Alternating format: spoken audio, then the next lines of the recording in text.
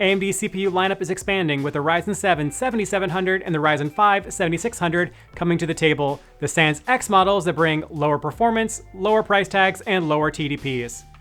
Are these new lower power models the ones to be considering, or should you stick with the X models for their extra performance?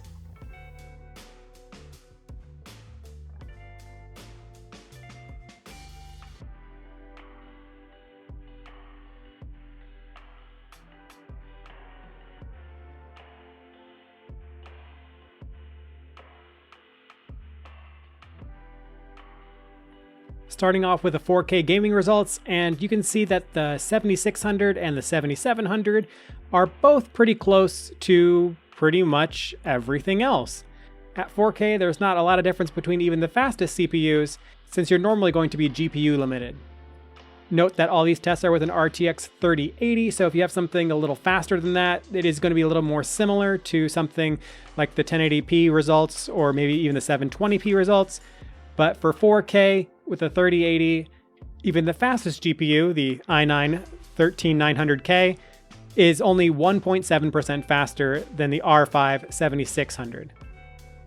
Going down into 1440p, the 7600X is now 1% faster than the 7600, and the 7700X is only 0.2% faster than the 7700, so not a lot of reason to upgrade there. And we can see that the Ryzen 7 7700 is faster than the Ryzen 9 7950X, making this non-X variant of the 7700 the second fastest CPU you can buy for 1440p gaming. We do see the latest Intel chips pulling away though, with the i7 3700K being about 5% faster than the 7700 and about 7% faster than the 7600.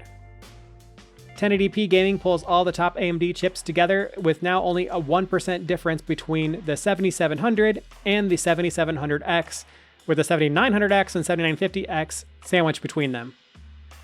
The R5 7600 is doing about as well as the R7 5800X 3D, which is nice to see, but it is 10% slower than the i5 3600K.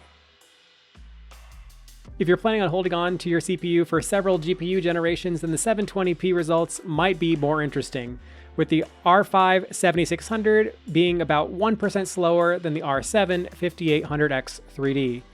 Although that's not really too bad, considering the R7 7700 is only about 5% faster, and the R9 7950X is only 7% faster.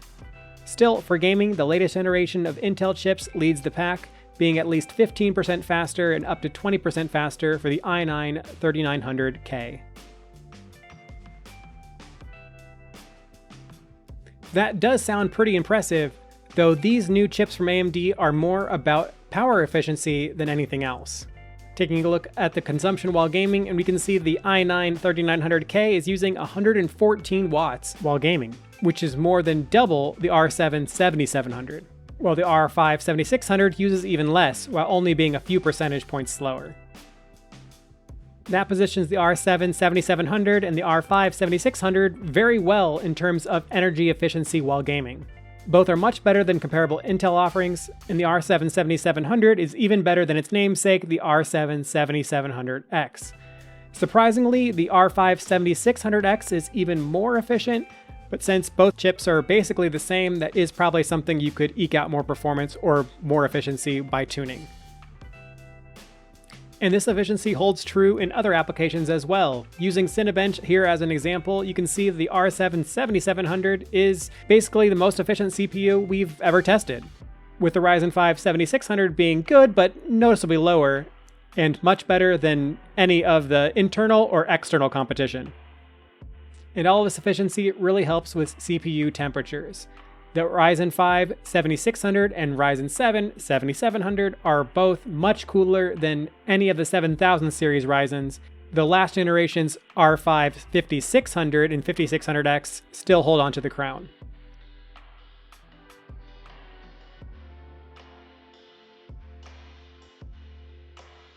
But as with pretty much all things, it all comes down to price.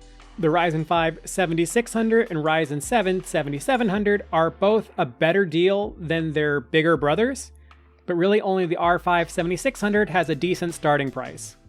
With an MSRP of $230, the R5 7600 is priced pretty well when you're looking at the R7 5700X, although a little bit less so than the R5 5600X and 5600, though those three processors are on dead platforms.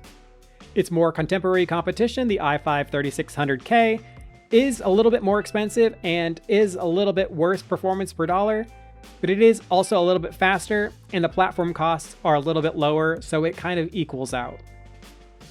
The R7 7700 though is only priced $15 below what the 7700X is priced, which kind of makes sense since they're basically the same chip, but it also means that either chip is kind of interchangeable, and so you could pretty much get whatever you can find on a better deal at the time.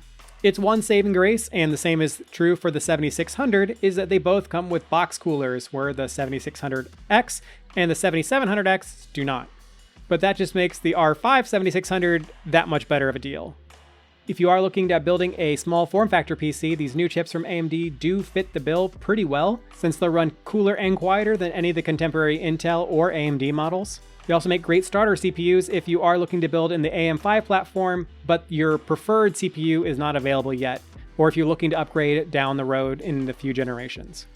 But with motherboard costs as they are right now, they are sort of budget CPUs on a not budget platform, which does diminish their appeal, but at least this is the step in the right direction for AMD, and hopefully motherboard prices follow.